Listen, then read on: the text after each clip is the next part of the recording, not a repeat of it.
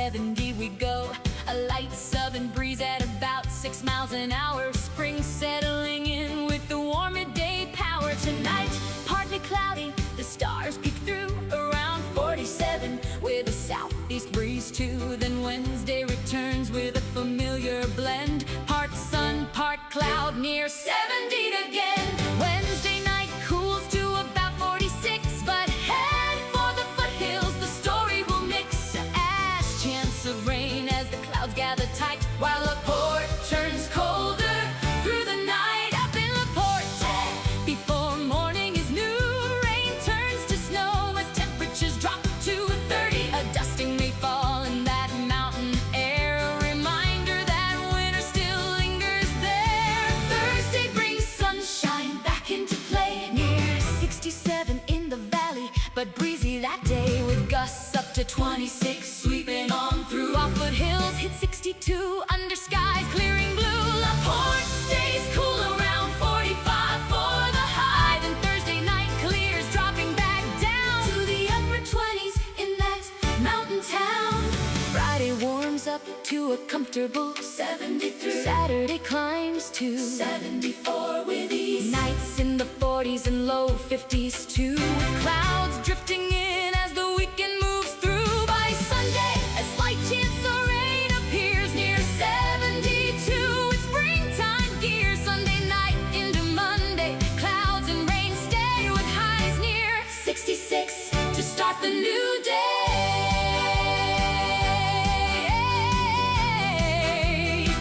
And today, here's what to do. Yuba-Sutter.LIVE, government watch for you.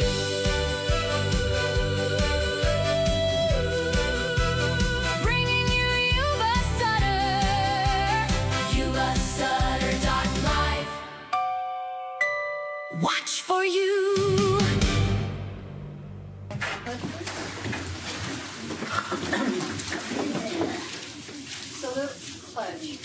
I pledge allegiance to the flag of the United States of America and to the republic for which it stands, one nation under God, indivisible, with liberty and justice for all. Thank you. Okay. Any agenda reorganization?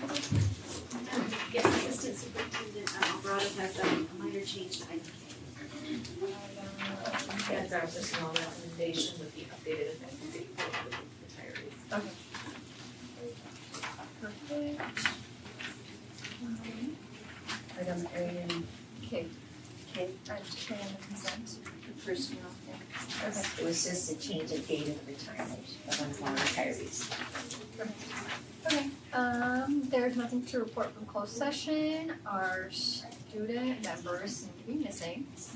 We're gonna move forward with the reports and information, the Terrabuena Showcase. Thank you. So I'd like to introduce Principal Raj Bangs along with the amazing Terrabuena staff who are here tonight. So take it away. All right, well, good evening, board members, district leaders, and community members. My name is Raj Baines. I am the proud principal of Terrabuena School, and it's my honor to help showcase and highlight the unique and amazing things happening at Terrabuena. For those of you that know, it is a very special place, and we have some unique things happening on our campus that make it pretty amazing.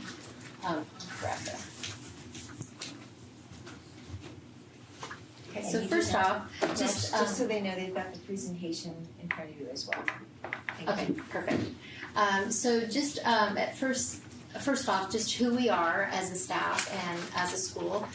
We are a TK8 school with about 691 students. That our enrollment has taken a significant jump from the end of last year, by about 80 students or so. We also are home to a county program on our campus, the DHH program for our deaf and hard of hearing students. We have, I think, some of the things might be missing on here. I had updated some of the slides, but we are 70% Title I, 12% English learners, and about 13% of our students are on an IEP. We have a staff of about 80 staff members, 45 of those being certificated and about 36 being classified. So tonight we are going to really talk a little bit about not just who we are, but what we do and why we do what we do. And I hope that, again, you will see that the strength really comes from the people on our campus, our students, our staff, and our community. So this is something that has been a work in progress since about 2022. This is our mission, vision, and collective commitments document that really drives everything that we do at our school. And a team of about more than a dozen staff members went to what is called the PLC conference, and we learned about professional learning communities. And we brought the information back and really learned that we need to have some pillars and foundations in place to drive the work that we do each and every day on our campus. So it was something that didn't happen overnight. Probably the entire process to develop all this took the course of about a year. We worked through our vision statement, our mission statement, and went through everybody, our parent groups, our staff groups. Every group kind of looked at what do we want our school to be. And this really is something that guides the daily decisions that we make on our campus. I want to kind of just highlight tonight, you're going to see Terra Buena through the lens of our collective commitments that are down at the bottom. We're going to highlight everything that we do that shows our commitment to our students, things that we do that show our commitment to our team, and things that we do that show our commitment to our community. So first up is that commitment to our students, and this is the commitment that really comes to life on our campus. We have three key areas that really highlight our commitment to our students. First and foremost is our AVID program. It is something that we want our students to really develop the skills and habits and the mindset that they need for long-term success. PBIS is another big component of just making sure, PBIS and counseling, to make sure that we have the right environment for our students to thrive in. And then our leadership group, our student leadership group, really is about making sure our students take it to the next level and they have a voice in what is happening on our campus. So I'm going to actually flip ahead, and this is a video that kind of highlights a career fair that our AVID students put on, our 6th and 7th grade AVID students recently.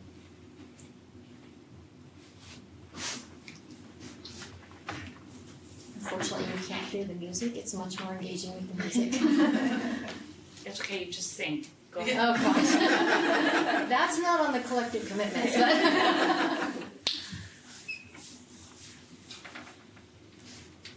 Okay, I think it's going to keep looping, but I'll go back to this slide.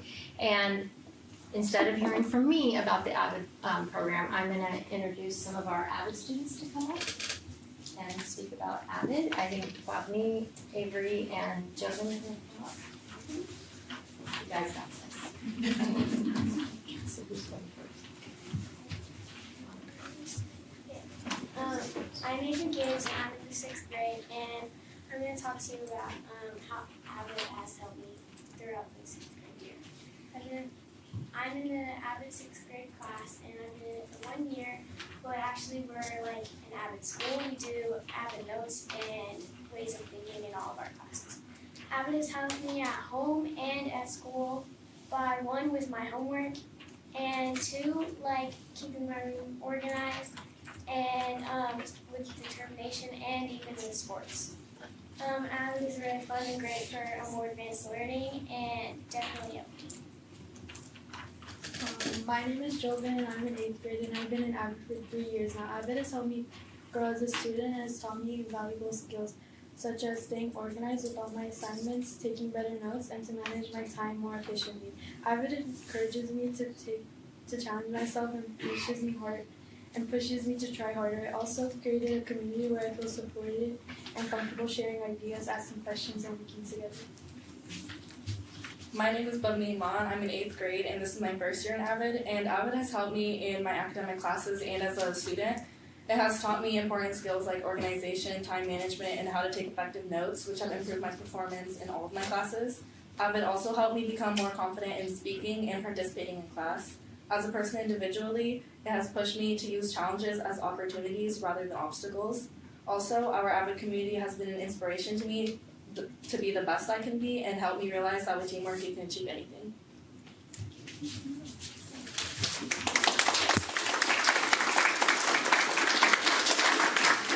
And as they mentioned, Avid is something that we are doing school-wide. We are well on our way to becoming the next showcase school, so watch for that. Next up, we're going to have our assistant principal and our PBIS team leader, Ms. Buzz, and Mr. Direct come up and talk about PBIS. Awesome. Good evening, board members and district leaders. My name is Harpreet Frigger. I'm the proud assistant principal of Terra Buena School. And as Ms. Baines mentioned, PBIS creates an environment where all of our students feel safe, an effective environment for all of our students. And it really isn't just a framework for our Terra Buena. It really is how it's a team effort, and everybody works together to make sure that they're teaching the expectations to all of our students, from custodians to our librarians to secretaries. We all really invest our time in PBIS. One of the ways that we do that is, as you can see on the board, there's an area where we in our newsletter every week, once a month, our PBIS team, which is made up of our administrators, parents, and staff, we get together, we look at EduClimber data, and we look at where the incidences are occurring. What day of the week are they occurring? And we really make sure to hone in on the problem, and then we make a plan. We put that information in our weekly newsletter, and then that plan is shared with all of our staff members. And then the teachers and all our staff members take time to really reteach and teach those expectations to everyone to make sure that they're understood. And then this is Carrie Buzz. She is an amazing key member of our PBIS team. She is also our leader, our queen of our PBIS tour that we're really proud of. And then I do have to highlight that we've been platinum for 2 years in a row, so we're really proud of that. I'm Carrie Buzz. Terra Buena's PBIS store is the highlight of the school. All the kids love it. The students enjoy earning points for the middle school, and then we give golden tickets for the elementary students. And they enjoy coming to the store and seeing all the new toys and what they can redeem their tickets and their points for. So it's a great weekly thing for the kids to do.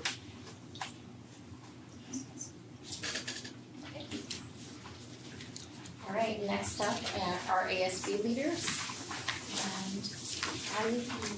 And oh, you know what? You know what? Hang on one second. Our slide for counseling didn't get in here, but our counseling team. It's in there, I promise. It's in the printed one. We've got it ready. Okay, great. Hi, I am Shelby Link. I am the elementary school counselor at TB. I'm ranging from TK to 3rd. And I'm Dr. King. I'm 4th through 8th grade school counselor. This is actually my first year as a school counselor, and when I tell people that I work at Terra Buena, most of the time, if they know the area, I get told, wow, you work at an amazing school. So I love that. It makes me feel really, really good. And so when I think about my time here and working with this amazing collaborative team, I think about how we've really aligned our counseling program to exactly what the vision and the mission statement are.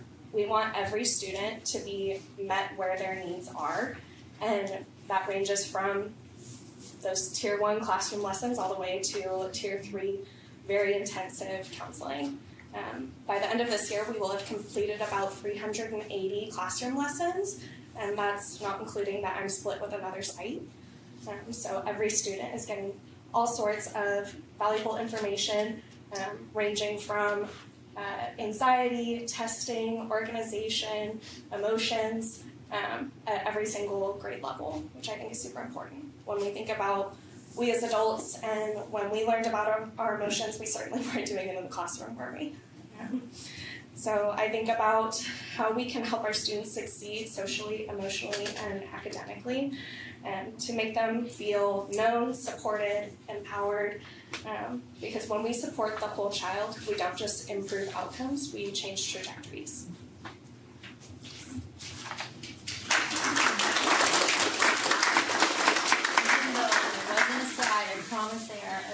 very vital part of our campus.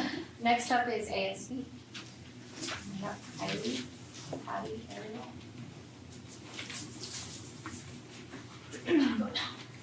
Okay, hi, I'm Addie Gibbs. I'm currently in 8th grade and also the ASB president at Terra Buena School. Leadership has impacted my life in a couple of ways. For one, I have gotten the opportunity to be an advocate for the student body and their needs. For example, 2 years ago, a couple of leadership students and I brought forward a concern for our school. We noticed that the water filters around campus needed to be replaced, and by talking to admin about the changes and improvements that could be done at the school, we built communication skills and found our voice. Having the ability to speak up is important for any leader, and that's how leadership has impacted my life. Good afternoon, board members and my fellow Eagles. My name is Kylie Cheney. I'm in 8th grade, and I'm here for Terra Buena's leadership as our vice president. Leadership means a lot to me because of the way it impacts not only our team members, but the whole campus. I started my career in leadership as a very shy girl running for my ASU's team with the thought of being more involved and gaining a little bit more confidence. And trust me, I've gained a lot more confidence than I believed. Being here and speaking in front of you all is living proof of my growth. Leadership has helped me evolve in just about everything. Academic-wise, it's helped me raise my hand more often, answer questions, and engage in class more. It gave me something to look forward to in school, making me ready to learn every day. We can also thank our amazing teachers and staff members for that. Not only has it helped me in school life, but also with everyday things like outside of school events. Looking back, little 5th grade me would have never pictured my future self being brave enough to pursue cheer or to push through the anxiety and try out in high school. Or be the girl to get others involved. It's taught me to be the person I am today, and I'm so thankful for that.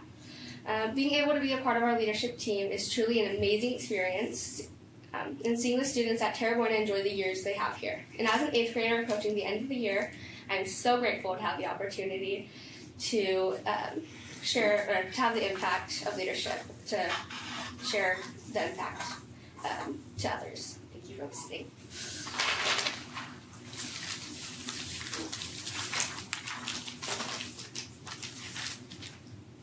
My name is Ariel Barrington. I'm in 7th grade, the class rep for Terra Buena. And I'm here today to speak about how being an ASB impacted me. I want to start this off by saying how shy and scared I used to be. ASB has helped me so much with my social skills. I really didn't know how to speak up, but ASB taught me how to do that so much. It even led me to talk here and represent my school, and yeah. Another thing I'd like to cover is how I've been able to really explore my creativity in ASB, whether it was creating my dance posters, planning for school dances, or even making new ideas for our rallies. ASB has taught me how I could work to my fullest in our school and lead the TB Eagles to their best potential.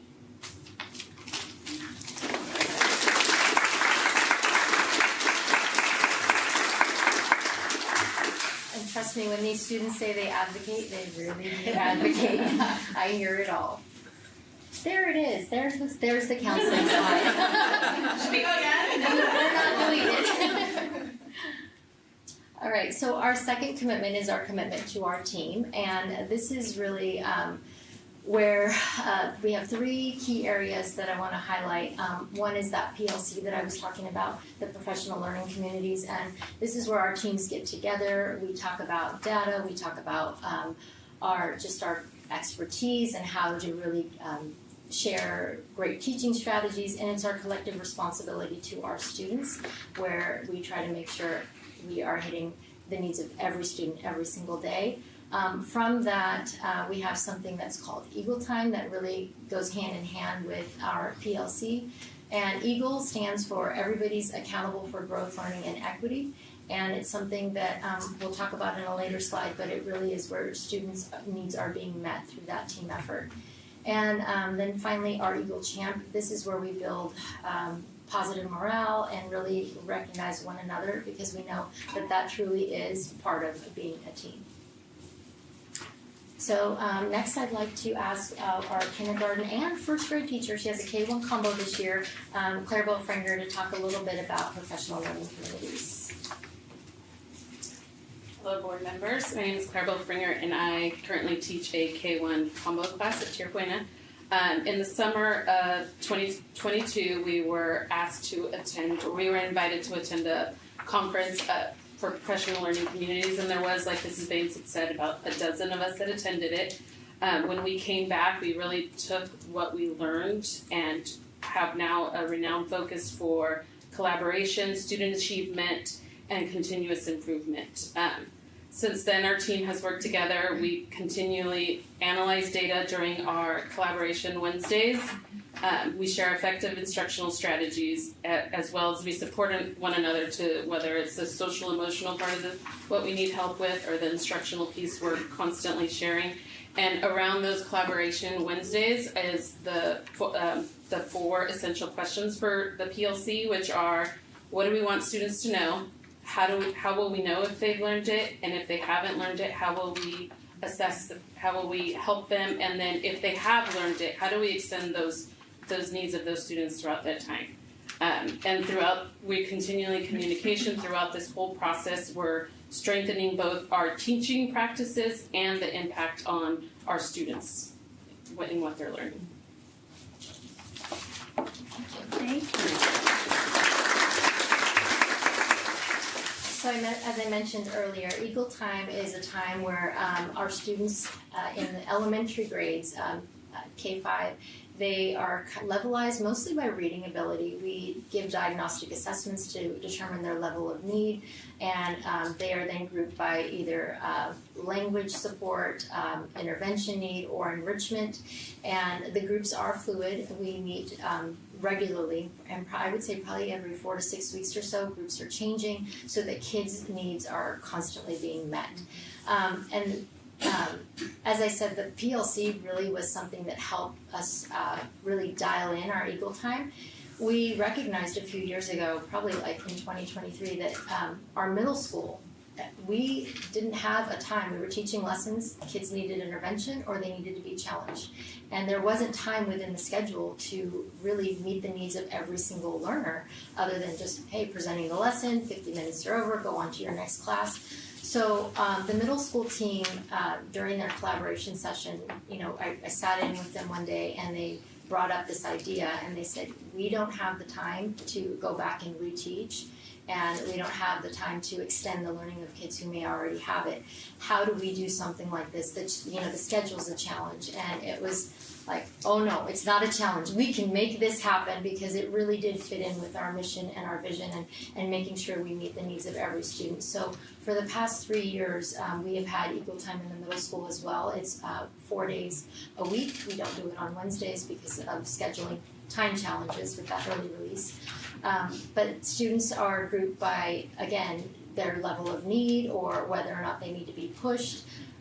Or whether some students in the middle school can't balance that. I have 5 classes now or 6 classes now and I need to get all this work done, so maybe they need some time to just catch up and with organization. So our middle school team works together. Their Wednesdays are dedicated to really identifying what it is students need, and they teach those lessons. And I would say that is one of the biggest impacts of the PLC process for us, was not just having our mission and vision, but really identifying, are we truly living what we say, what we want to do for our campus. So Eagle Time is a huge part of our campus. And then next up, we have our assistant principal again, talking a little bit about the morale and team building. Talk about something really special to us. So a few years ago, it was Ricky Ramirez who came to talk to our Tierra Buena staff and presented this belt to Miss Baines. And she decided, the real champions are the teachers and the staff at Tierra Buena.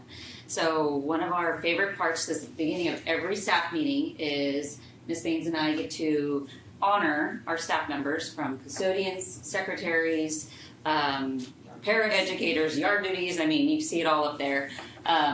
they get to nominate each other, and then we get to share what amazing things are going on and why they've been nominated. So they get to keep the champion belt for an entire month, and then it gets passed along. So we presented this belt. I mean, we probably make 3 pages of slides for you guys of how many people have to recognize. It's pretty amazing, and the kids love it. They love seeing, you know, their teachers and all the staff get recognized. So it's something that we really pride ourselves in.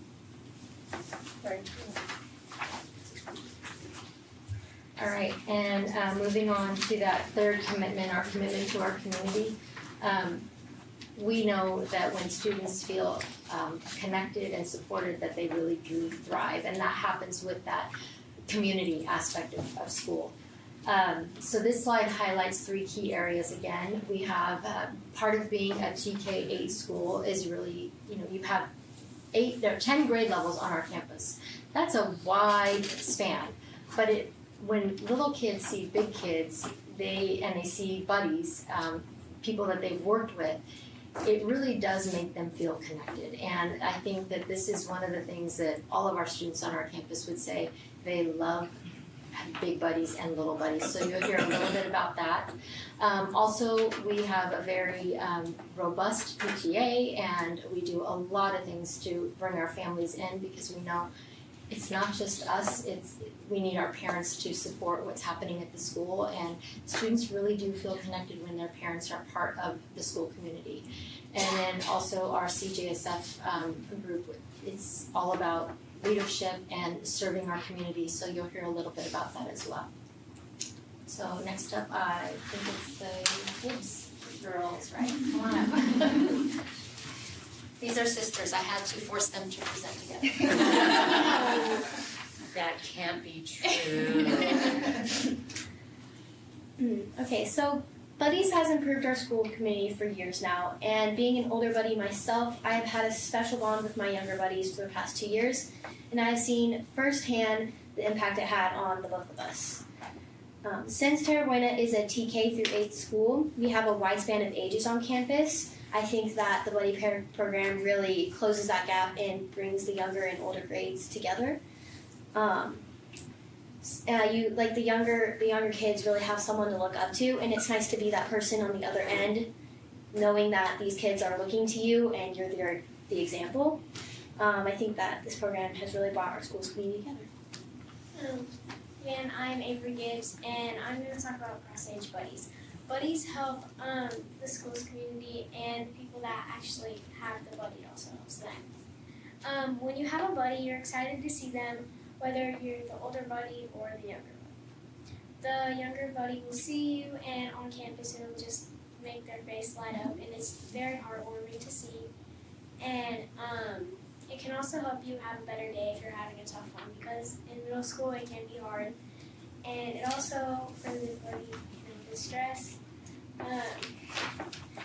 And it can teach you to collaborate with your peers better, and it's help with learning responsibilities. And those are some ways that buddies help you.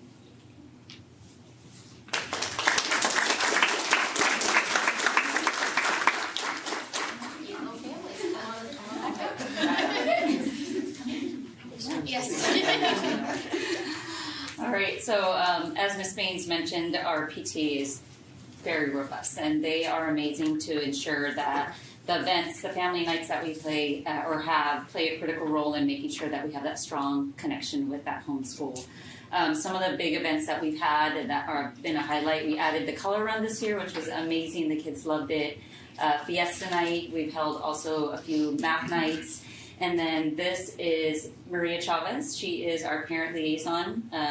She has really helped communicate a lot of information resources with our families, but she's helped put on some of the parent nights, the math nights, and then she's held some Aries informational parent nights, and then some full mind tutoring as well, to really make sure that our families are using those resources that are available. So we continue to have that homeschool connection with our families, and they're always on campus. They love being there, and we've seen some of you there as well, but it's definitely one of the things that we work together with PTA and continue that development. All right, and next you're going to hear our CJSF students and our CJSF leader, Ms. Bullets. Come on up and talk a would have asked you to accept. Awesome. Alright, I'm Ms. Lutz, I'm the CGSF advisor. CGSF is a statewide organization that recognizes academic achievement, but it also is a community service program. So I'll have these ladies talk about their experiences. Hi, my name is Ripa Hala. I am in 8th grade and I am one of our CGSF presidents. Did you know that in addition to having amazing grades, CGSF members also average 15 to 20 hours volunteering on community service projects each semester? One thing we do is strengthen our school community. One way we do this is through Earth Week. This is a week-long event that runs during the week of Earth Day. Throughout this week, we have fun games, activities, and projects for students to do during lunch. We also promote eco-friendly habits and give resources to save the environment. Lastly, we have a raffle at the end of the week where we reward the students who are soaring eagles that week. But our community service also extends outside of our school walls. One project that we took pride in was our first ever CGSF canned food drive. While on the outside it doesn't seem that remarkable, the most amazing part was that it was entirely student-led. Whether it was the boxes or flyers or even just getting the word out, our members took care of everything. But the best part by far was that we collected over 1,000 cans. Lastly, CGSF turns students into leaders who are passionate about what they do. Because our members don't just aim for good grades, but they also aim for a better school and community. Hi, my name is Lucy Miller and I'm in 8th grade and I'm one of the TV CGSF presidents. Our CGSF members have worked very hard this year to make this community and environment a better place. One thing we do when we're not planning a community service project is picking up trash around our campus. This not only makes the school's environment cleaner, prettier, and healthier, but it also helps our wonderful janitors in yard duties by picking up some of their workload. Our community service, however, is not limited to only our school. Every winter, we spend our own time baking cookies and making cards for the elderly folks in a local nursing home called Emerald Oaks. They love seeing us and getting a little gift, and we love seeing them happy, as that means that the time we spent had paid off. CGSF not only encourages students to strive for good grades, but also encourages them to think about others and how to help them, which makes our school, community, and world a better place. Hi, my name is Jessica and I'm an 8th grade student. My position in CGSF is treasurer. Our costume store was one of our events we did in CGSF. We gave each class a box to donate, and once we came to pick them up, every box was filled to the top. It gave students the chance to get free costumes, which is important because costumes may not be affordable for all parents. Not only was it just CGSF, but it was really nice to see the whole school working together for a good cause. We as Tier-1 students are not just seen as classmates, but as seen as family who turn to if we need help.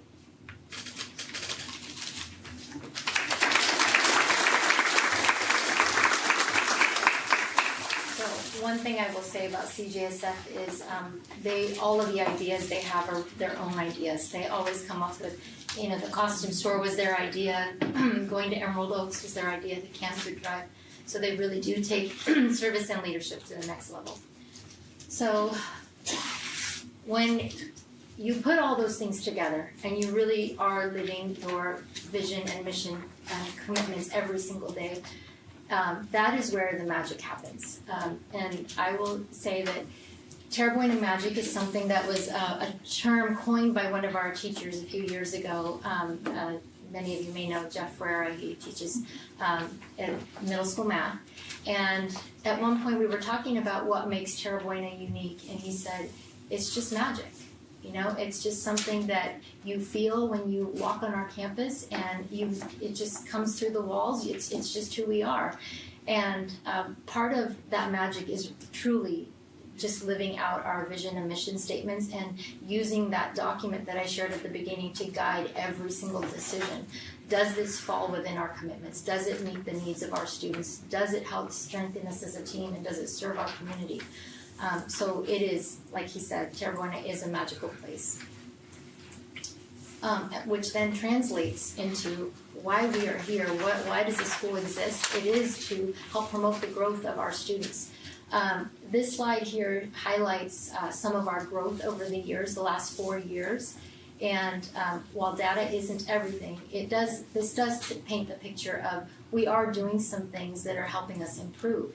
We have grown 5% in the number of students that are meeting or exceeding standards on our CASP. And as you can see, we want that blue and green to grow and the red to decrease. That is happening for our students. And it's even more impressive with our math growth, and we've gone up about 13% because this has been an area of focus for us. You know, when we looked at 35% of our students were meeting or exceeding, we weren't okay with that. So we wanted to make sure what are some things we can do to meet the needs of every single student. So those commitments really do show up in our results as well. And then finally, just our dashboard. This is something that the world, this is our public report card and how the world sees our school. And I know that you've heard a lot about the dashboard and the colors, and this was something that our staff is very proud of. This is the first year that we've been all green on every single area, so it's not just academics. We really do, it's the culture on our campus. We want to make sure that our attendance and the climate on our campus is positive for all students. It's not perfect, it looks great, but we know that there's still work to do because, you know, we always have work to do. And this next slide is just a little bit about points of pride, and I do have a couple students who are going to come up and talk a little bit about points of pride and why they love Terre Buena. I may have caught them off guard. So, are you ready? So this is your moment. They were very excited to be selected to come up here and speak. In fact, I asked Kevin, I said, are you ready? He said, yep, I have my speech, I typed it up, and here it is. So you can stand right here if you want, right in front of them, and then tell them why you love Terre Buena. Good evening, everyone. My name is Kevin Dunlap. I'm a kindergarten student at Terre Buena, and my teacher is Mrs. Finger. Here's some reasons why I love Terre Buena. First, I made lots of friends. In fact, I played Little League Baseball with them. Second, the teachers are nice. Third, I like to play in the school playground. Fourth, the activities we do in class are fun, like drawing and art. And lastly, I like math and reading, and I can't wait to be a first grader.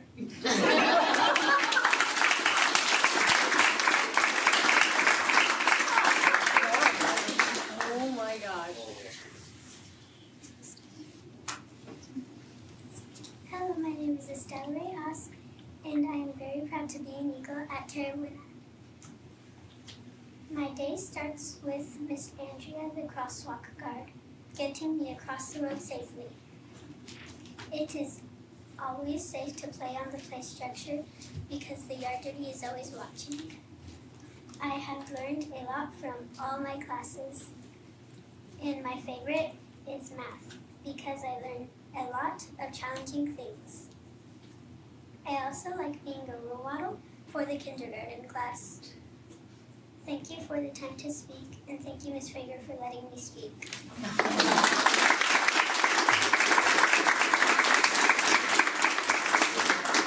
So the students are definitely our points of pride. They are why we are there and so we work for.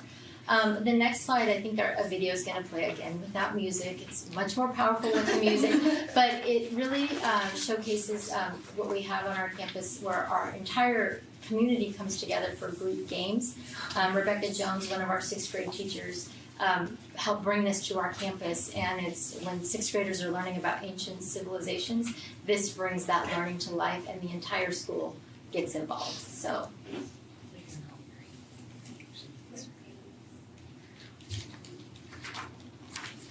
Hey, is that you? Toga Man? Not me, but he has a good looking head like I do. Alright. We are Sparta.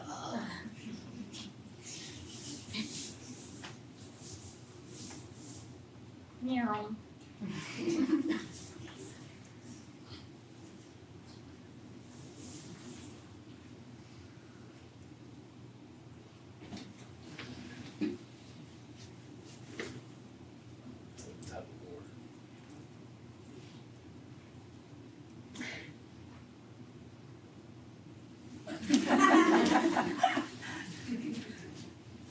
was the tug of war like the same grade against the same grade? Yes, they're all sixth graders that are participating, the actual participants in the Greek games, and they're. What did the winner get? They actually got medals. They got called up to the stage. Wow. And we get to have a special assembly. So Greek games, I will send you all the date. I'll send it to Doreen and share with you guys. But you're welcome to come see it. It is an all-day event, and it's usually late in May. We do it after testing. So it's May 28th. I'm told it's May 28th. So that's optional. Please come out and. But you get to see Principal Baines and the turbot. That's the best. Yeah, that's not my favorite thing, but I will do it for the kids. So just, I could have put so much in this slide, and I know you guys don't want to be here for over an hour hearing about Tierra Buena, but there are so many amazing things. I just wanted you to see that we are committed to our school community, our students, and there's so much happening on our campus that are good things. We, of course, will continue to strengthen our instruction, refine our systems, and have high expectations. I think that's one of the things that really push us to do our best each and every day. And how can you support us? One thing that comes up often, and I know I've shared this with the superintendent as well, is just that our parent groups and parent communities have expressed that there is definitely a lack of sidewalks around our campus. And so any community advocates or relationships that you have with people that can help support just safe routes to school, walking, biking, we just don't have the sidewalks. And when we see new housing developments going around us and we're not planning for sidewalks and things to get to the school, it is a problem. And the other thing, just being on the corner of a very busy street, Butte House, is people just go down that street really, really fast. And we are always worried about our students' safety. So anytime you can advocate with police department or anybody to help enforce that traffic. Arrival and dismissal times do get chaotic, and we do our best to keep traffic flowing. But I know that it's a problem that not just our school has, but most schools. But just being on the corner of Butte House, it does get pretty tough. And then, again, I just want to thank you all. If there are any questions, we'll take any questions. I just have one. Yeah. So I'm very impressed that you're all in green. And I remember coming and visiting your school, it was amazing. Yeah.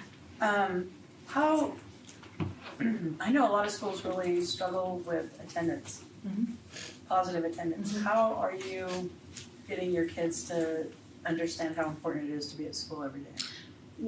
So one thing I didn't put in here, we have multiple teams on our campus, and we sit down once a week, and it's myself, Ms. Figueroa, the assistant principal, our attendance clerk, our social worker. We pull our data, we look and say, okay, who's below 90%? And what's happening, and we talk about each and every student. We make phone calls, we talk to parents, we encourage the importance of encourage that attendance is really important. And if students aren't making it, then we invite parents in and we problem solve. We say, how can we support? What are the barriers? What do you need? Because every day your child's not in school, they're missing important information. So I think that it's just, we look at every single thing from a team approach.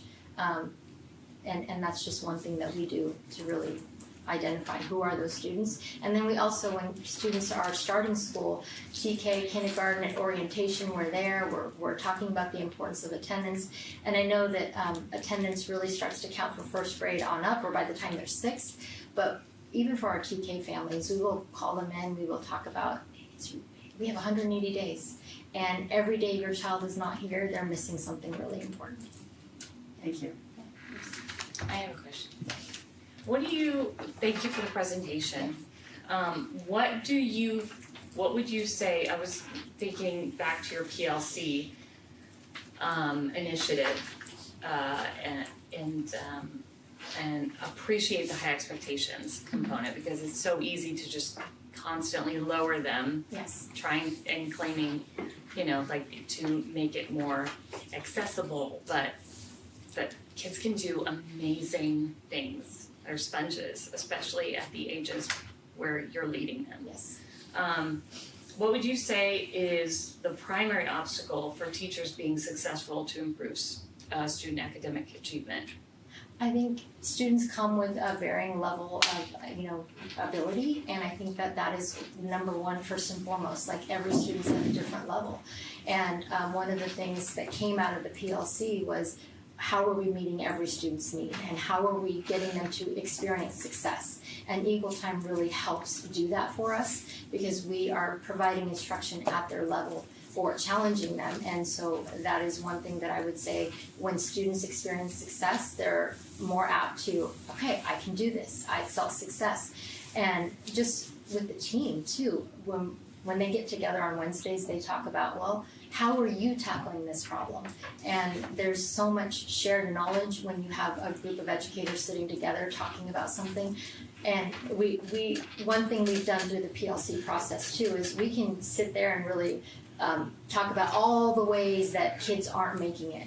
But we've identified those are not the things that we want to spend our time on, right? Because we can't control those things. So what are the things that are going to have an impact and an influence on kids' academic success? So part of that conversation is just that expectation of, if you're going to spend the entire time venting, we're not going to get anywhere. Right. And we're not going to have these kinds of results. Well, and to that end, what you mentioned that you share data, you collaborate, but you will share the data. What is the data that you're sharing? It could be at, anything. At the elementary level, it might be diagnostic assessments that they're looking at. It might be their essential standards that they've taught something, and the grade level has identified this is an assessment we're going to give to see if students made it. And then they look at those assessments together and say, no, they didn't, or these kids are ready for a challenge. So it's whatever the team decides that they're going to use to help determine their groups. Thank you. Yeah, yes. Okay. So I think just in closing, one thing that I want to say, that mission that we have, we hope that every day our students are striving for excellence, and thank you all.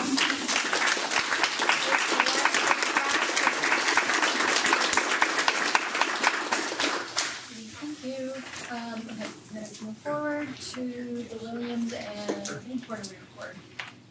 How do I follow that? You don't. You just keep going. Get that kindergartner up here, Maria.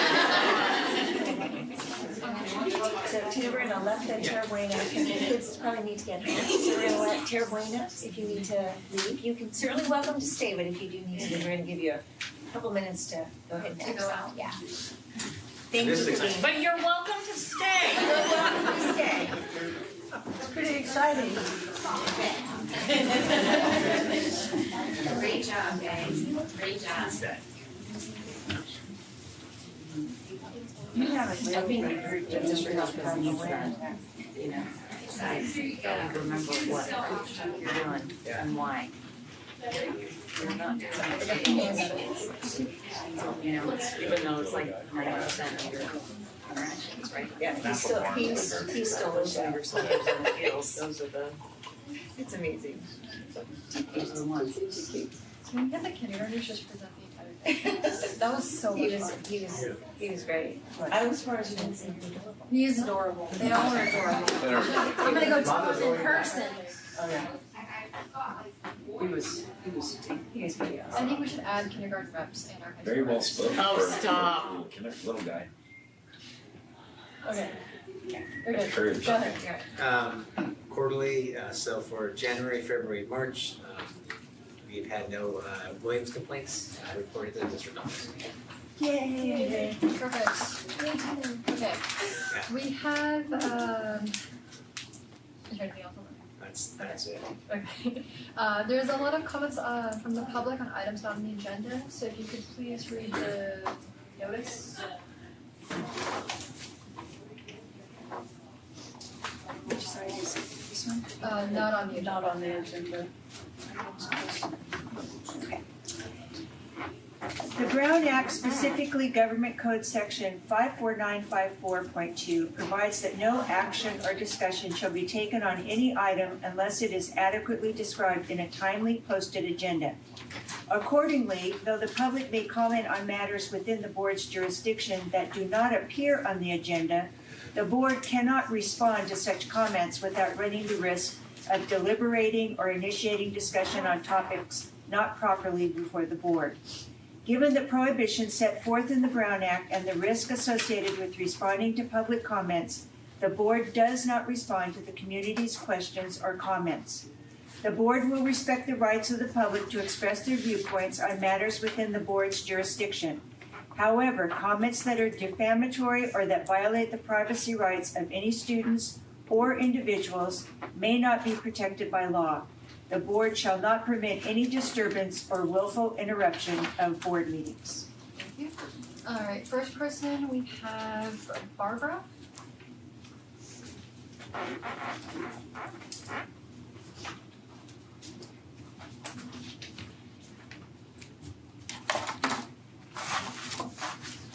Good evening.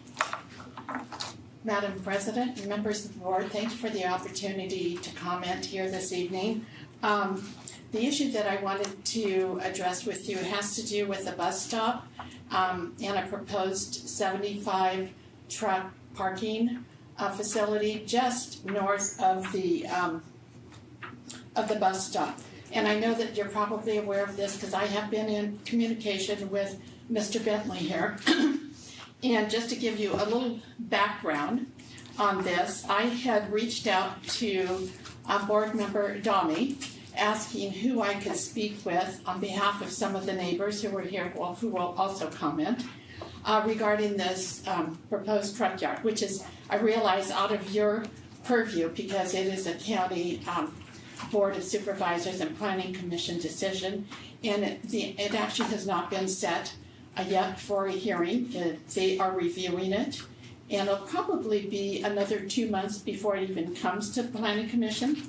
But in the meantime, board member Domi connected myself and Mr. Bentley, and I just kind of was looking at our email chain, and it goes back to around November 13th when we had corresponded, and Mr. Bentley did get back to me, and we communicated back and forth, and I had indicated that I wanted to set up a time with someone from the school district, if it's Mr. Bentley or the superintendent or board members, to come out and actually view the site, because there's nothing like being out there and seeing the facility that is being proposed as well as the stop. So I had actually copied 2 of my neighbors, thinking that we could all get out there and talk and express what our concerns were and the concerns of the safety of the children who will be walking to the school bus and will be getting on the school bus.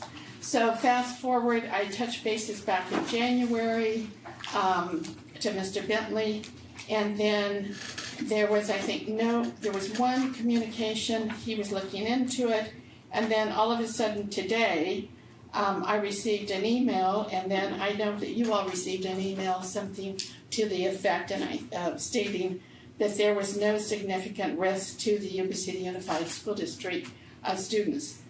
We still have concerns, and my initial request was to actually get people out there to see it, and Mr. Bentley apparently took someone from transportation, I'm not sure when, or how long, what time of the day. Some of the neighbors have more information about the bus stop, and they will speak actually more so than I.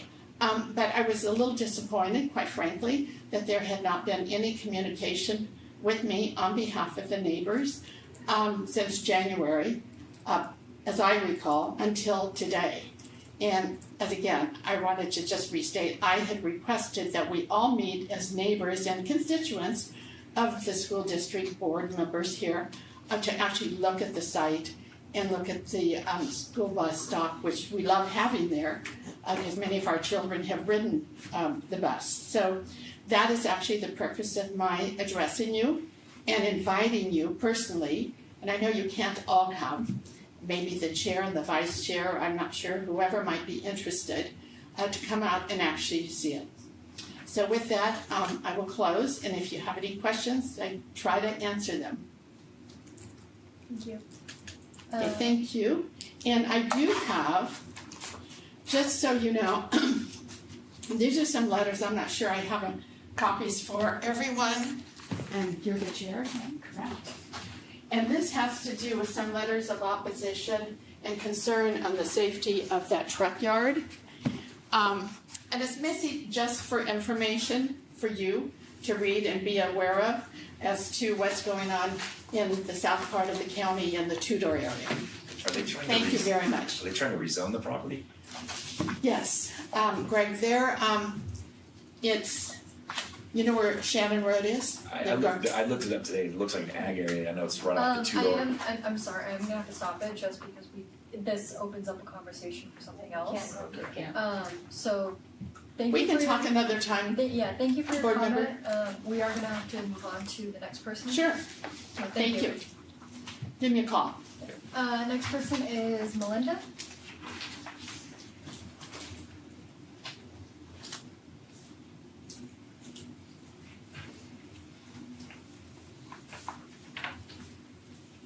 Hello, my name is Melinda Newton.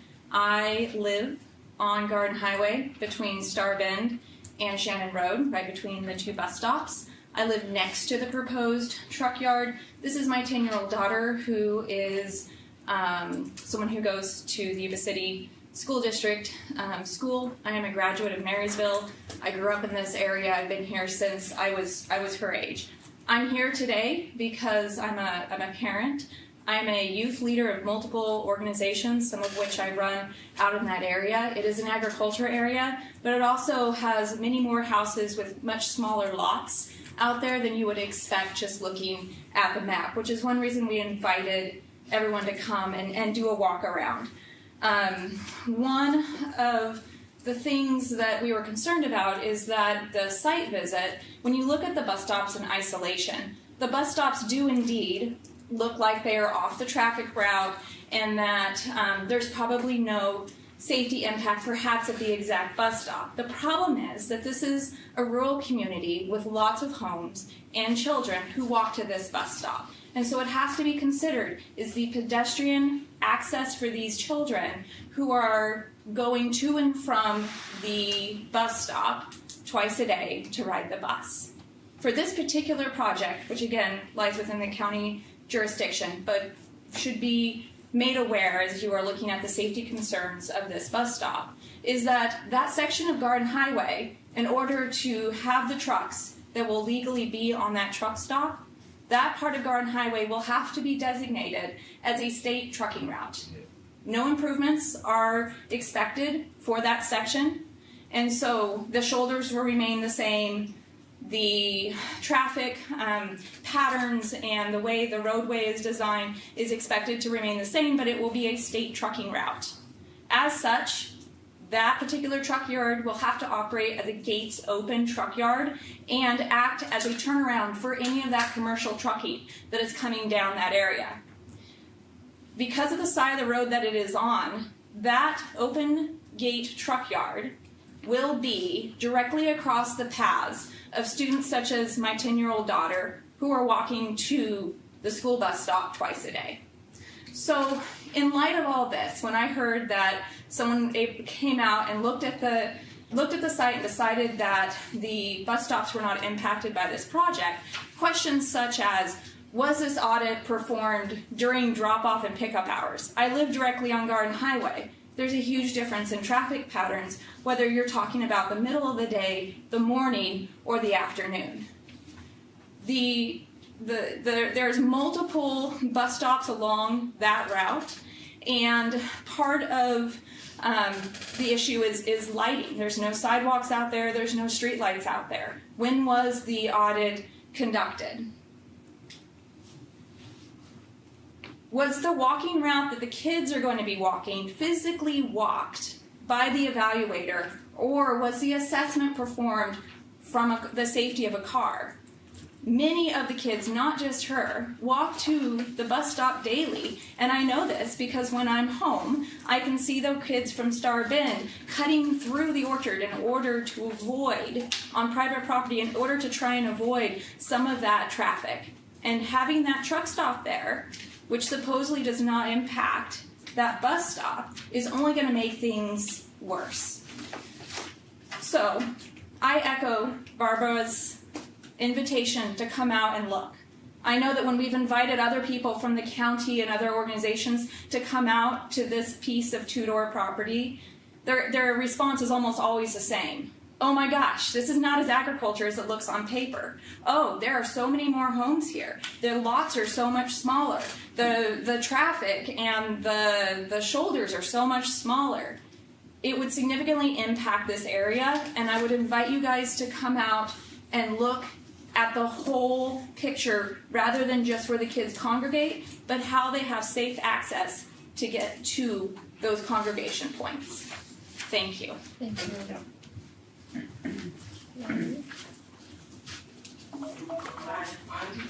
Representative for YC from ASB. You can sit right here, bud. Oh, for sure. It's okay, no worries. We can circle with that. Yeah, after public comment. Alright, moving on, we have Bonnie.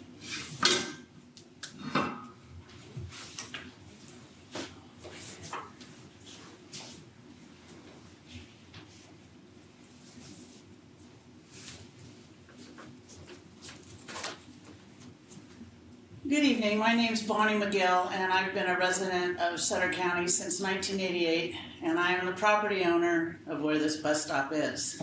And so my two daughters went to Yuba City Joint Unified School District, and they went to this bus stop daily from kindergarten all the way through their 12th grade year. We didn't give them a car to drive to school. So as Melinda was saying, we just hope that some of you at some time when you're driving up and down Garden Highway might take a peek, maybe slow down, maybe even stop and get out and check out the traffic while you're there.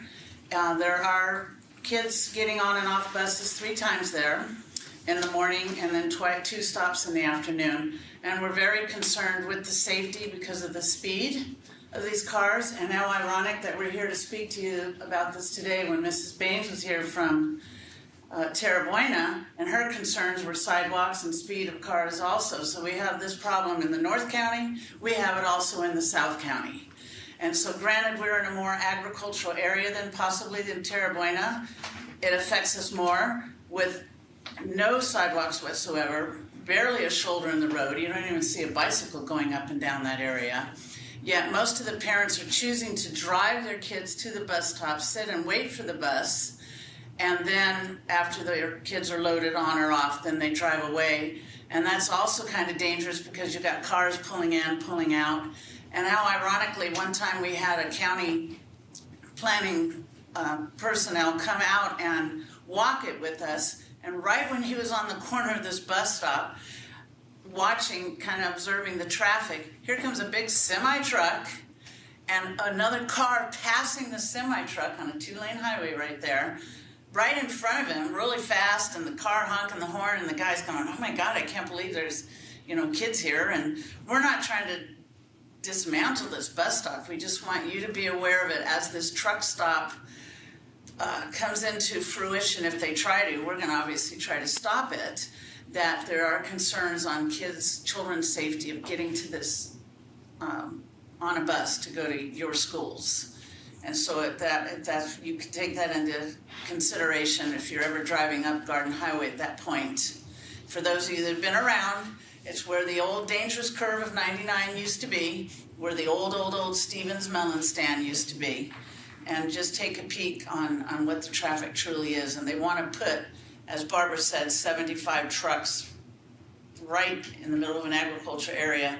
And we have a lot of kids that also come in and out with their parents because we have a horse riding facility there also. So students participate in that. And I also have 4-H kids come over and I have FFA kids come over. And thank you for your time. Thank you. Thank you. Next person, Jill. Good evening. My name's Jill LiVe. This is my daughter Claire. A side note, Mrs. Franger and Mrs. Baines actually taught my 2 older kids, so they're amazing. They didn't go to Terra Buena. This is when we were at Berry School, but back in the day. Anyway, so to echo a lot of the comments, obviously very concerned about this truck yard. 75 trucks, 6,000-pound trucks going down Garden Highway. I'm sure many of you have driven down Garden Highway. Once they closed it, it's kind of now a cut through, and people go way too fast, probably 70 miles an hour down that street. So my daughter, we spend a lot of time on Garden Highway because we go to Bonnie's, she rides horses, she does a lot for 4-H, I'm a 4-H leader, I'm on the fair board, right? Like doing a lot for our community. And that's really the biggest concern, and I think the concern that you all should have in regards to putting a 75, truck stop or truck facility next to bus stops, right? And as Melinda and the others said, you're going to have students, kids walking back and forth, or they will drive their kids and drop them off at the bus stop. So really some major concern, and I think it's up to you and you doing your due diligence to make sure and come out and visibly take a look at the site. As Melinda mentioned, or maybe it was Bonnie, when we were standing there with the county individual, there was probably 5 or 6 trucks that went by. Needless to say, it is not a truck route. That doesn't mean all truckers abide by those laws.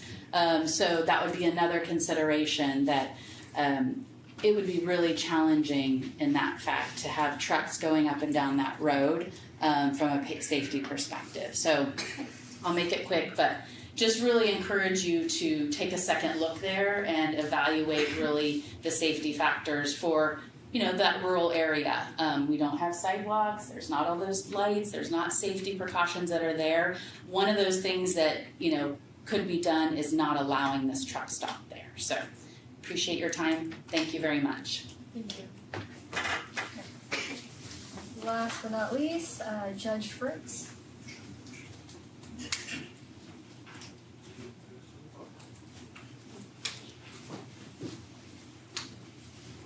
Hi, good evening, Honorable Board. Thank you for having us. I'm very excited to be here.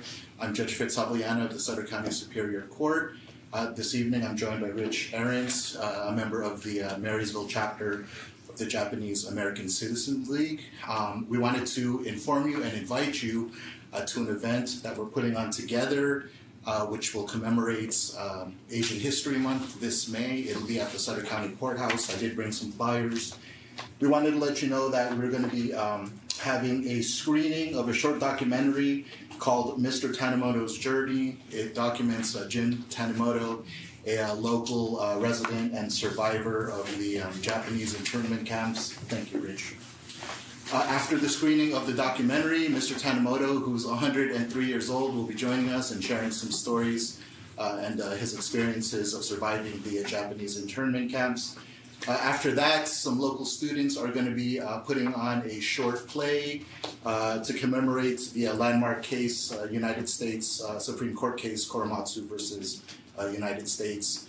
It'll involve mock trial students from Lyndhurst High School, Riverbend Elementary, and also Faith Christian.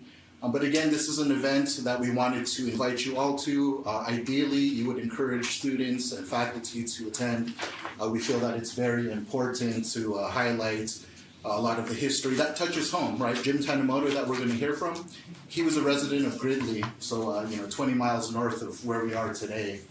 So it is a very important event, something that unfortunately students don't learn about much these days, about the Japanese internment experience, and so we wanted to invite everyone and encourage you to come and encourage your students. And Rich, do you have anything you wanted to add? Now, the Japanese American Citizens League, we really applaud the judge's efforts. This is not just an opportunity to see the Korematsu trial, but it's an opportunity for students to participate and see the workings of the United States Supreme Court. And the judge also had a mock trial that we were privileged to see a couple of weeks ago. And it was conducted entirely by local students. And it was really an amazing thing to watch, that these students researched the cases and presented, one side being the defendant, the other side being the prosecutor. Amazing. I wish we had that when I was in school. I grew up on the other coast. And so I'm happy to be out here now. But we think this is just a great opportunity. And it comes between our annual Day of Remembrance, which is every February, which the judge attended, and he told us that he was so moved by what he saw, the testimonies of the people who were, local people who were incarcerated during the war, that he wanted to hold this trial. We'll have an event also 2 days after this, May 16th, at the Sutter County Museum called Hello from Japan, with an opening day celebration called Natsumatsuri, which is Summer Festival. And the museum is publicizing that. So Thank you. we So thank you, Judge. just to close out, the event's going to be Tuesday, May 12, 2026 at the Sutter County Courthouse. We encourage students to attend. If they're not able to be there in person, it will be live streamed, so we would encourage people to attend.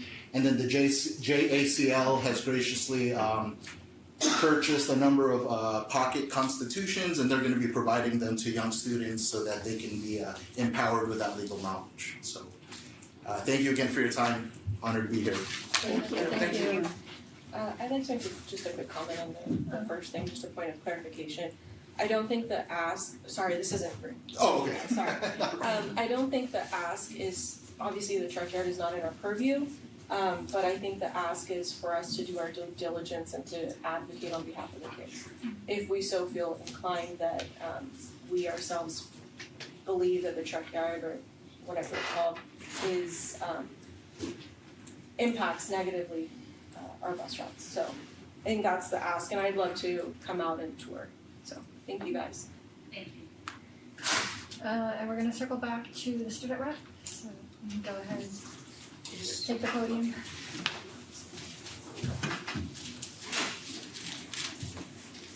Hi, I'm Naima Kawthon. I'm from YC's ASB class. I'm a senior, and I'm just filling in for Jose. Okay, some of our upcoming events, we have prom May 2nd, and our theme is a night in Vegas, and our prom committee has been working really hard to make it good and better than last year. And we have ASB applications open, and our elections end on April 22nd. And we just found out that ASB is going to be adding another period throughout the day, so hopefully more students are able to come and be a part of ASB. We have open house / 8th grade parent night April 22nd also. And then after we have food fair on the 24th. Okay. And towards the end of the year, our current junior class is going to be hosting a spring carnival. And they're looking for sponsorships, and there's flyers online if you would like to look at those. And then every year our ASB goes to CATA, and they go to Santa Barbara, so they can, it's basically, I'm sure you guys all know what it is, but the leadership camp, so they can bring more ideas. And they're turning in paperwork to have it approved this week. Do you guys have any questions? No, thank you. Nice job. Thank you. Thank you for coming. Are you ready for board rep for next year?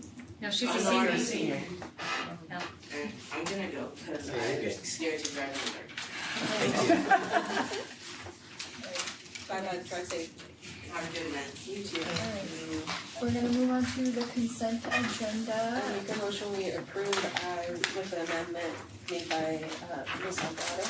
I'll second. Perfect. On a motion by member Dami, second by member Pretty, all those in favor? Aye. Any opposed? Hearing none, motion carries. It's with the amendment on Yes. the personal business. Yes. So with that action to mind on the personal listing, I'd like to introduce for the 26-27 school year our director of elementary education, Raj Bain. So as you can see from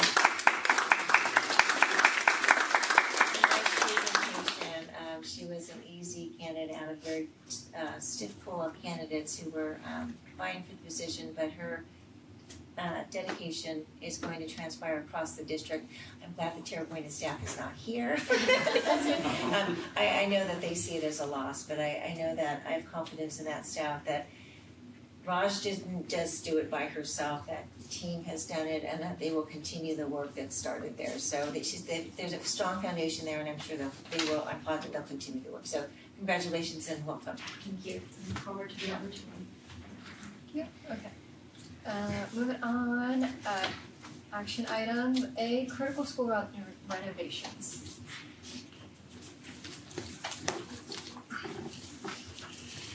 This is really, actually, you've heard all this at the last board meeting, so I'm not going to go through all the information. There's some new information that will get to. But this was all kind of presented as a discussion item when we talked about our facilities and addressing some of our immediate needs. So we put together a little bit more specifics on that, and we're asking for board action or board approval to move forward. But essentially it's 3 different items, 3 different areas. It's replacing some of our critical, the worst of the worst portables, I guess you might say. So we identified those on some of the slides here, 17 portables, and replace them with modulars. Roughly $14 million, $4 million for infrastructure upgrades, just the stuff that you don't really see, but it's just kind of failing sewers, storm drains, plumbing, electrical. And then asphalt and concrete, about $5 million for kind of blacktops and some other critical use of the district. So this is where they are, 17 different portables, Yuba City High School, 7, 3 at Lincoln, 1 at April Lane, and 6 at AK. These are the specific ones we've identified. Now, I will tell you that once we start, if we move forward with this and we have board approval to start the next step, we really take it to the architects, and there could be some amendments to this as they start looking at the design and say, well, this makes sense and that doesn't make sense. But these are some of the worst portables that we're talking about, 6 at AK. This one unit at April Lane has to be replaced or torn down at some point, very shortly. A few at Lincoln here. And then this pod or grouping of portables at Yuba City High School as well. So that's the foreign language class. Yeah. Are the 4 that you're not looking at replacing, are they newer than those? Well, so I don't know if you have necessarily an answer on that. We only have X amount of money, so we kind of picked what we could do. I got you, but all of those are. Oh, I don't disagree. No, I've got lots more. I have 70 that have to go right now, but I can only do 17. Right, I got you. It's only $850 million to get all that. Those were falling apart in 1997 when I started working there. So. Yeah. Okay. So, Scott, can I ask a question? Yeah. I know you guys are replacing them with modulars, and we're, like, with my job, we're looking at replacing buildings as well. I know that there's different sizes of classrooms that can go in. We have some constraints as far as space, right, and all that. But like if I'm looking at a place like AK that kind of has a little bit more space, you're gonna have to put the foundation in anyways. Are we looking at potentially putting in larger modulars? Because in my opinion, and maybe, I mean, I don't know the specifics, but from what I've seen in my job, that the increase in price for a modular or for a portable building is kind of nominal because the drop fee is already, the demo is going to be there, the drop fee is what it is. It's really just the size. We haven't really necessarily discussed that, but so we haven't really got there. Yeah, because some of them are right next to each other, so instead of dropping 2, 30 by 60s, can we drop a 60 by 60 and put a thing in between? Right. I don't know the answer to that. I don't know either. Yeah. But I'm just saying, like, yeah. Potentially that could be like a better cost savings, and maybe we can double how many we're putting in if it's not that much. Because there's some fixed cost, right? But maybe we can be strategic. We should definitely be strategic. I agree. So the thought process would be is if we could put more in, because the cost is nominal, we would try to do that. But really is it... If that is the case, yes. Yeah, so we were looking at putting in a building, right? When we're combining an MP with the bathrooms, we're not having to pay 2 separate drop fees for the MP room and the bathroom because we just paid a little bit more, but less than what 2 of them would have been to just make it 1. So I agree with you. We will do absolutely the most cost-effective, strategic thing here. Yeah. So yes, so we'll work with our architects to figure out the best. I'm just suggesting that when you guys go to architects or whatnot, if you guys can present that option back to us, because I'd really be curious to see what the difference is, and I personally for me, if it's a little bit more, but we get one bigger classrooms and we're able to put more buildings down, I think that's a wise use of funds. Yeah, okay. So, Appreciate just food for that. thought. Yeah, absolutely. I have another question. This might be a stupid question. It's probably already been addressed. What is the difference between these modular buildings and the portables? Ooh, we have a slide on that somewhere, don't we? Is it I think I got. I have a feeling it's been addressed, but I do not Let me just get there real It quick. had to do with the foundation. Is that it? No, that's just. Is it still in there? Yeah, it's somewhere They're back like there. stucco on the outside. They're not like, they actually have a No, it's not in there, is foundation. it? Yeah, the The primary modulars sit Yeah. on, the modulars sit down. He'll talk. He'll talk. the primary difference is the foundations. The modulars actually have concrete foundations, and there's still structures to sit on to it, so it's more of a permanent building. Where portables actually sit on wood sleepers as foundations, and their exterior is typically 2-1-11, where modulars is usually stucco siding. So is it fair to say that the Riverbend and River Valley classrooms are modulars versus those were portable? Correct. The new ones we added at River Valley High School a few years ago were modulars. Yeah. Harder to fleece.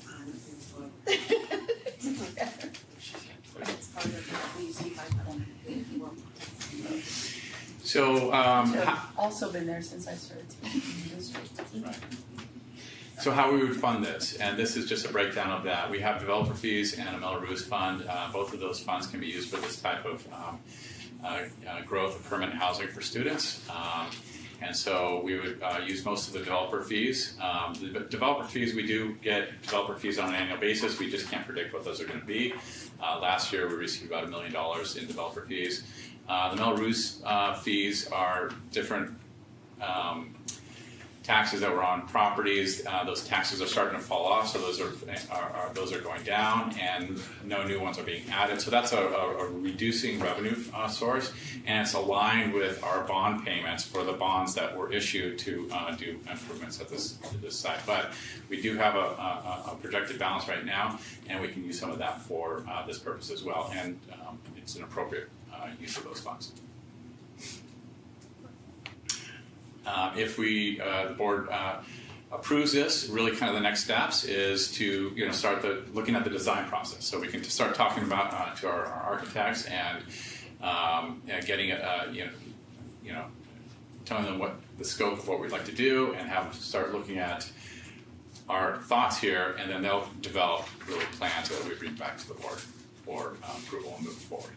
I think it would be behoove of us to also, like when we're talking about the electrical and all that, like when we think about safety, especially with UC High School, I know that's been a hot topic in years past about blind corners and things like that.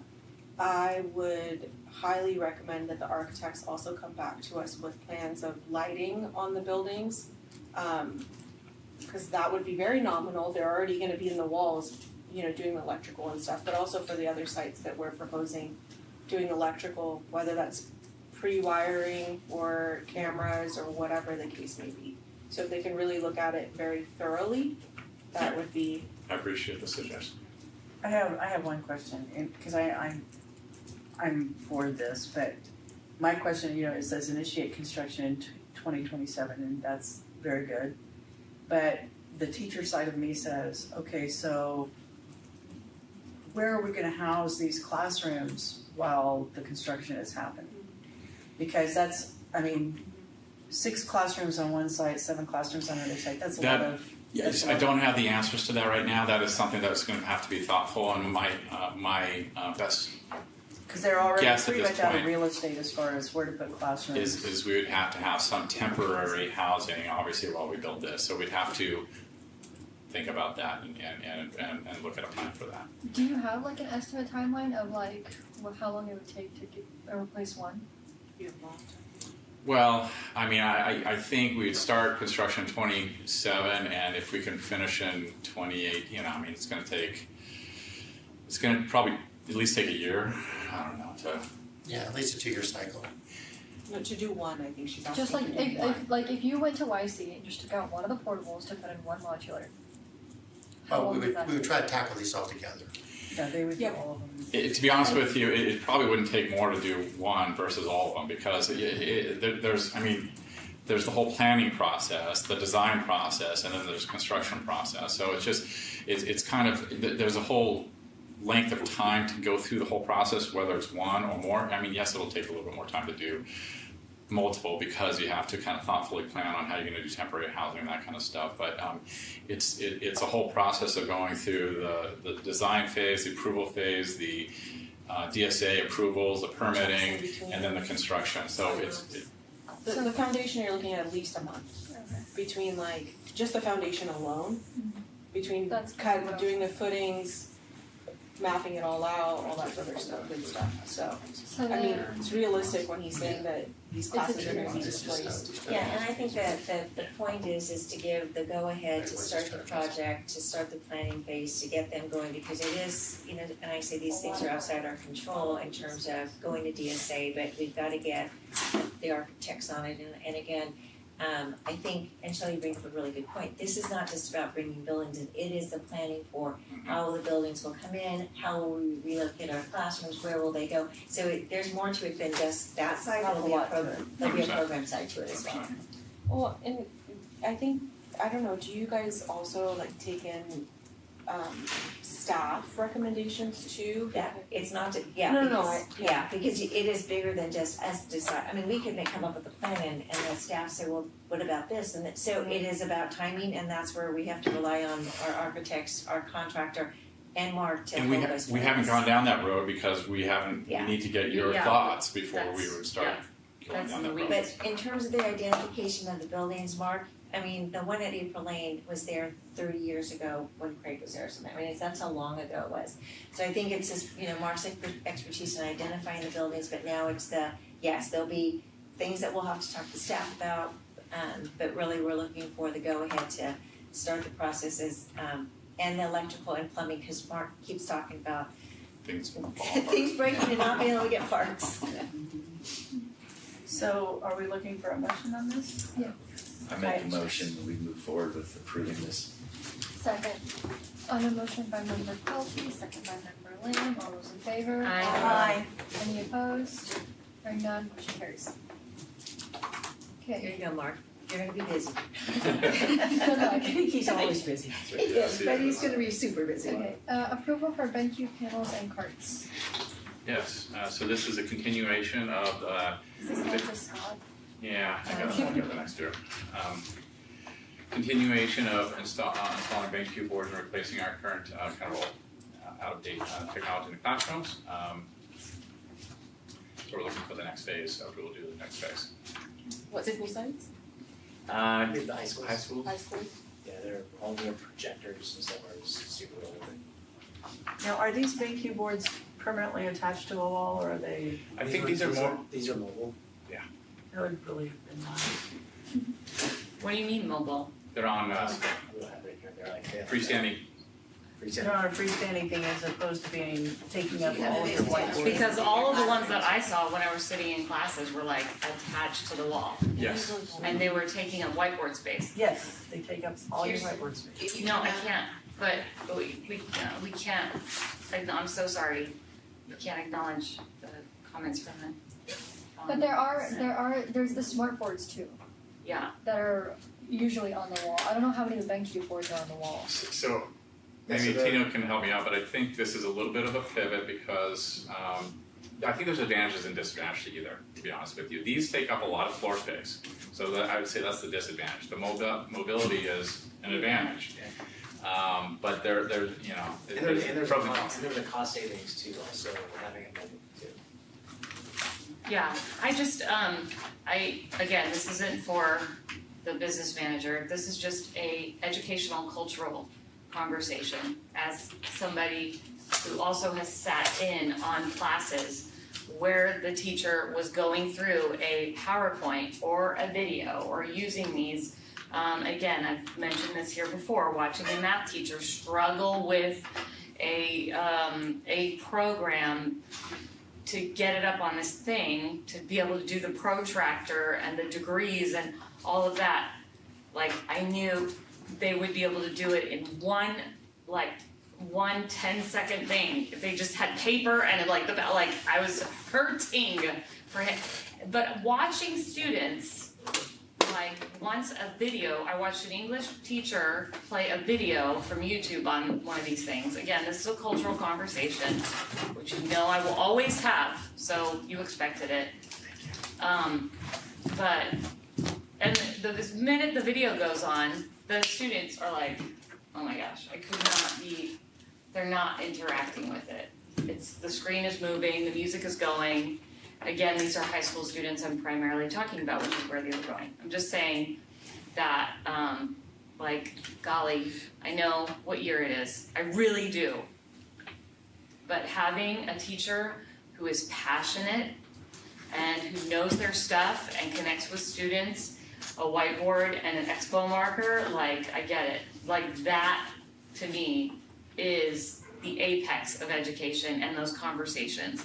And not a screen and a PowerPoint and a video. But this is a tool, and if this is what our teachers say that is causing academic achievement to increase, I'm for it then. But I'm gonna always have that conversation. Can I get a motion then? I'll move that we approve. Second. On a motion by Member Pretty, second by Member Bonsley, all those in favor? Aye. Any opposed? Hearing none, motion carries. C, electric bus infrastructure. So C and D, they're separate items. I probably would have put them in a different order, we'll get to D, but D is approval of the grants. We already talked about electric buses. The D is the $9.6 million worth of grants. The reason I just mentioned that first is we need to see the consultants and the design and the engineering to actually put that money to use. So we're requesting approval of C, which is employing MV5 to be basically the consultant, the architect, and the engineers to design the build out of the infrastructure, and also to help us, consult in buying all the equipment and the buses, and also to monitor the project in its construction phases. So basically, they're the design consulting. How much are we paying them? So this is $192 for all their services. Including to be the contractor? They're not. They're not installing it, but they are. They're basically the architect engineers, and then they'll also be consult on when the contractor is selected. Make sure that they're doing everything right. So they'll be consultants on the job. So what would be the cost if we decide that we're having them go through a design and then come back to us, and let's say that as a board we decide, no, we're not gonna go in that direction. What would be the net out of pocket for us? So You mean if we decided not to go with the project? Yes. But I thought we already approved the project. we did. Good. Yeah. So I mean, we could select another engineer or just not do the project at all. Just if we were to. So the reason that we're approving the ZESB agreements is because the board approved to move forward with it. I don't know the answer to that, I guess. I'll just look at that breakdown. You guys can vote on it, that's fine. If there's no other questions. I might be tripping, but is NV5 also the people who helped us with solar panels? Yes. Or have I just heard their names? No, they absolutely did, and they're kind of cutting edge on, I would say, progressive technologies and these types of things. So we were happy with the work that they did for us there, so we started working with them on the electric bus project as well. Sounds good. I'll move that we approve. Second. On a motion by Member Pretty, second by Member Bonsley, all those in favor? Aye. Any opposed? Hearing none, motion. There's a no. There's none? Yeah. Okay. 6 yeses and 1 no. Motion carries. D for the electric bus infrastructure. These are the grant agreements that will bring the district $9.6 million in revenue to support this project. I move that we approve. Second. I just have one question. It looks like the PDF is falling asleep. Right? If you look at the PDF, it says Look at that. The name of the PDF is ZZZ. Staff report, staff report. PDF. I'm sorry. levity. I'm good. Oh, I love it. On a motion by member Barnslett, second by member Ciociola, all those in favor? Aye. Any opposed? Hearing none, motion carries. I'm losing my pages. Okay, E, employment contract for Assistant Superintendent of Educational Services. Thank you. I bring forward for the 26 through 29 a 3-year contract for Assistant Superintendent of Educational Services, Tina Griezmann, before the board for approval. Make a motion to approve. Second. On a motion by member Downey, second by member Ciociola, all those in favor? Aye. Any opposed? Hearing none, motion carries. Tina was like. How nervous yeah. were you right now?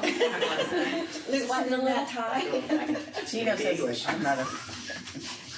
Alright, F is the employment contract for Assistant Superintendent of Business Services. Thank you. Again, this is a 3-year contract, commencing in the 27 year, extending out 3 years to the 29, for Assistant Superintendent Scott Bentley.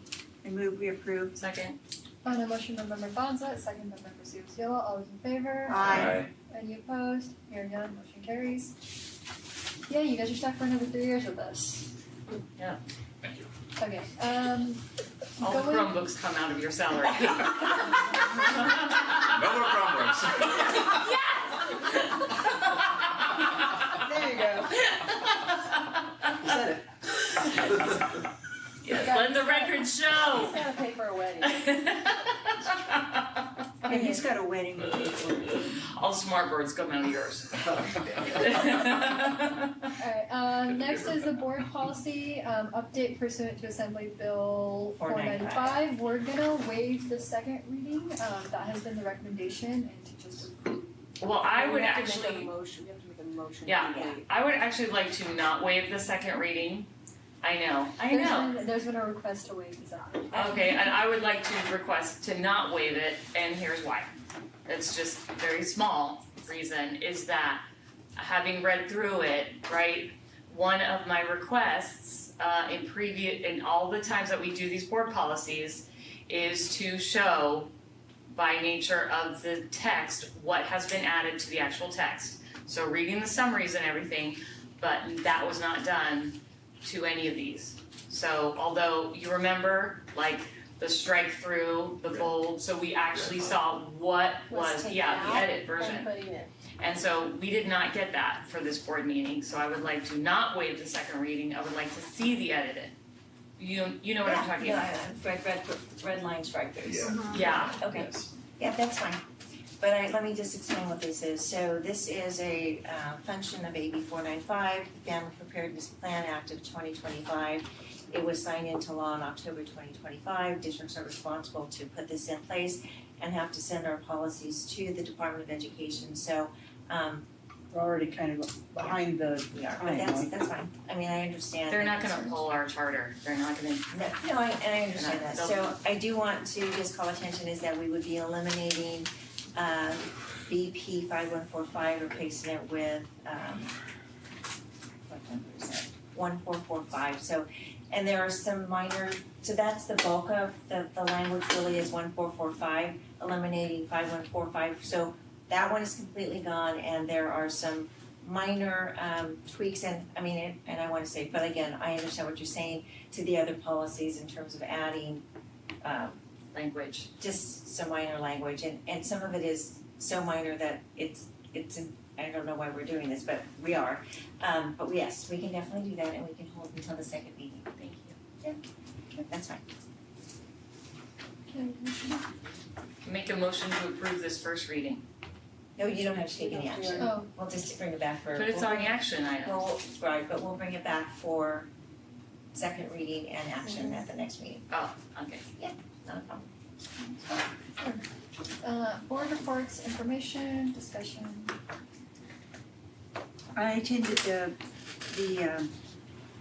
board meeting at the Yuba City Charter School, and I was telling Shelley that one of the things that the principal did was to take 6 FFA students down to the convention in Los Angeles.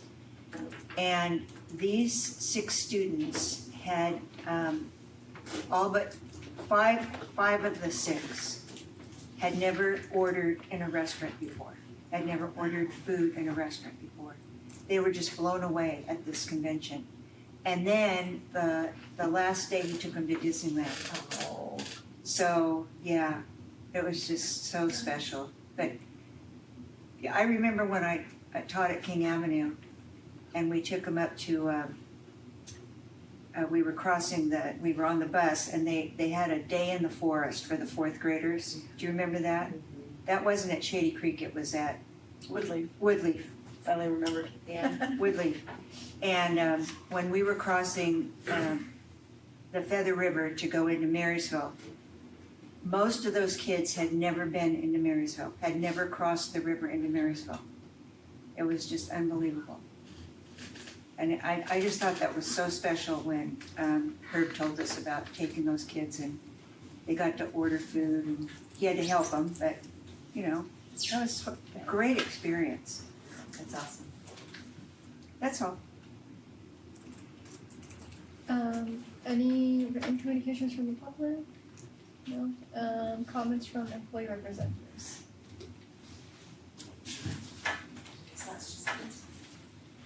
No Mercedes.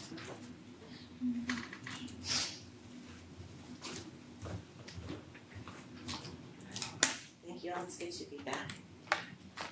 Missing 4 weeks of work was not on my 2026 playlist.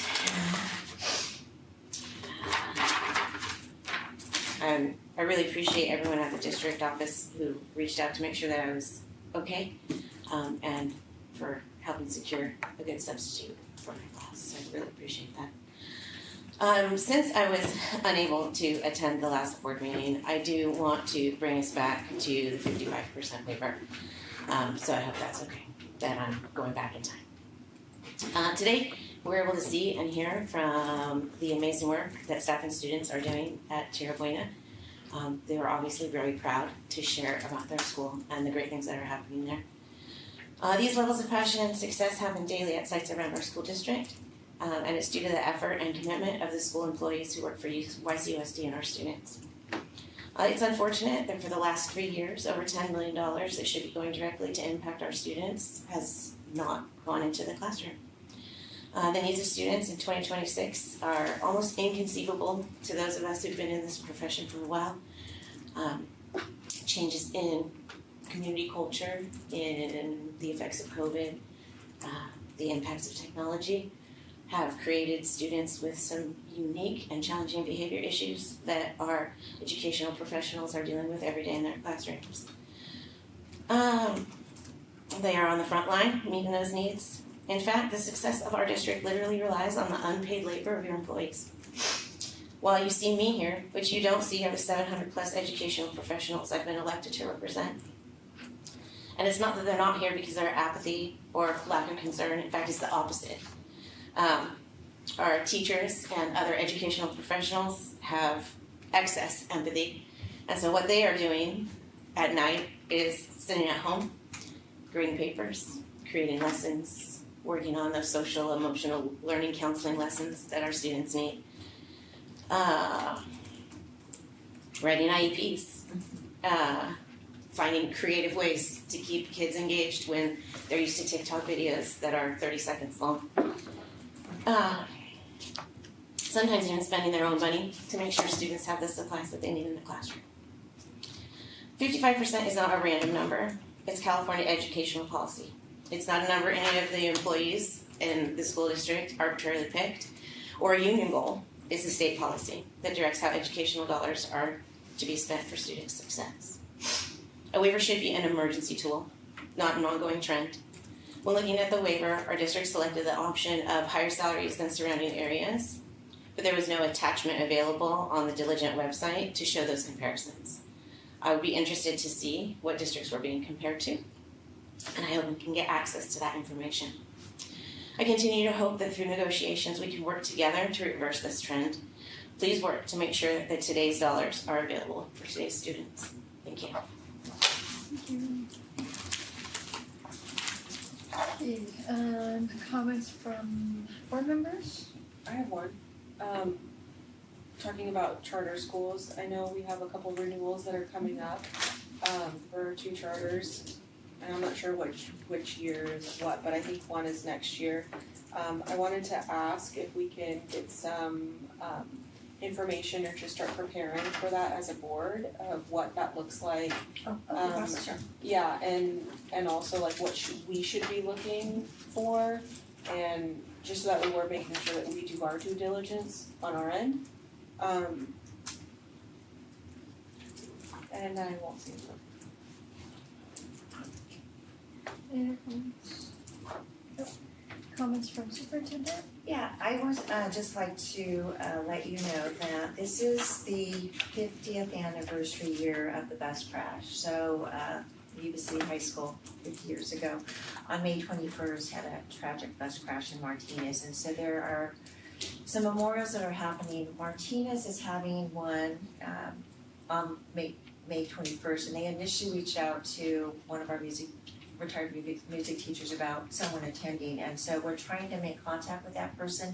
In Martinez, they wanted to know if maybe someone from the board, someone from the district office, possibly the city council to attend. So we're trying to connect with her, we just have not yet. But on May 21st, there will be a memorial, memorial on the Yuba-Sutter High School campus that will happen between 11 and 12, and I believe the invitation was sent to you, but we'll resend that. And then on May 23rd, at the Veterans Memorial, there's a memorial for the bus crash. There will also be an event at 11 o'clock as well. So I believe the bus crash happened right before 11 o'clock, and so that's why the time is. So the May 21st and then May 23rd. And so I just wanted to let everyone know. And then if, again, we can make contact with Martinez, I will let you know if anyone can go down there. I believe a lot of the survivors and the family members of those who were lost are going to be in attendance to that. I'd be interested. I was a freshman, and I was a freshman in high school. I thought you might.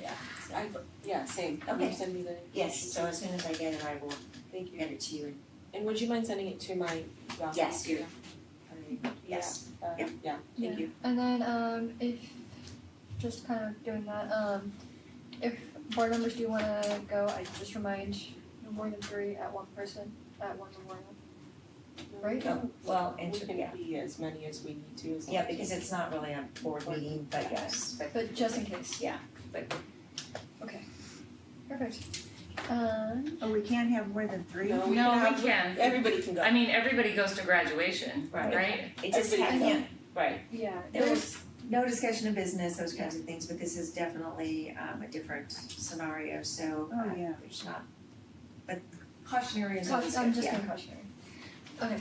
Perfect. Next board meeting is April 28th. Open sessions at 7. Can I get a motion to adjourn? So moved. Second. A motion by member Ciociola, second by member Donnie. All those in favor? Aye. Aye. Opposed? Hearing none, motion carries. In the valley we started with a bright sunny glow. Marysville to Live Oak near 70 we go.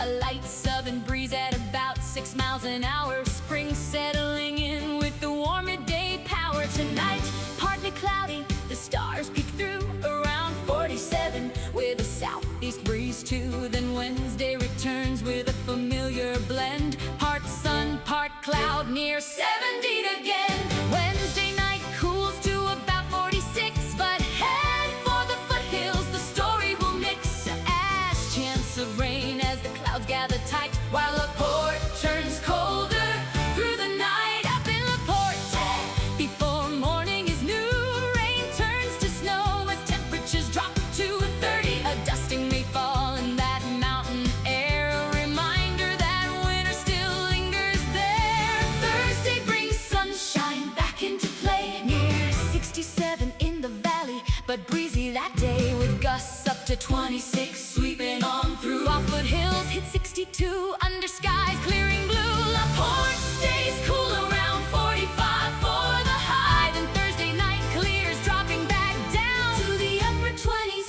in that mountain town. Friday warms up to a comfortable. 73. Saturday climbs to 74 with ease. Nights in the 40s and low 50s too, with clouds drifting in as the weekend moves through. By Sunday, a slight chance of rain appears near 72. It's springtime gear. Sunday night into Monday, clouds and rain stay with highs near 66 to start the new day.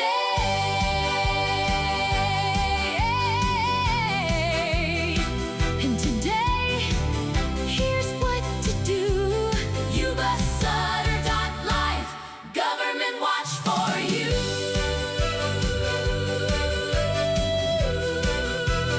Bringing you Yuba-Sutter, Yuba-Sutter.LIVE, watch for you.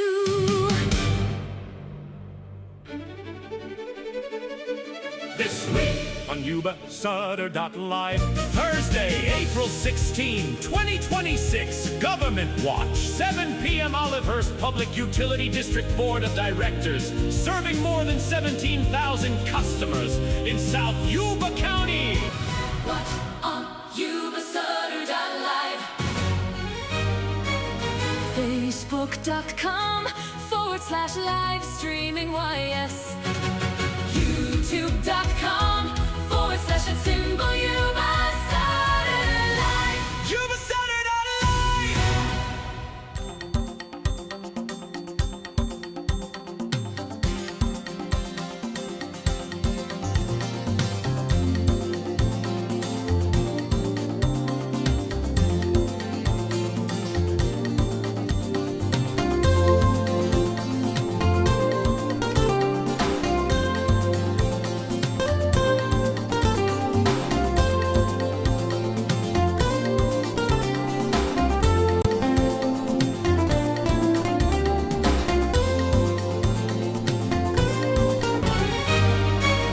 Facebook.com/live streaming YS, YouTube.com/@ symbol Yuba.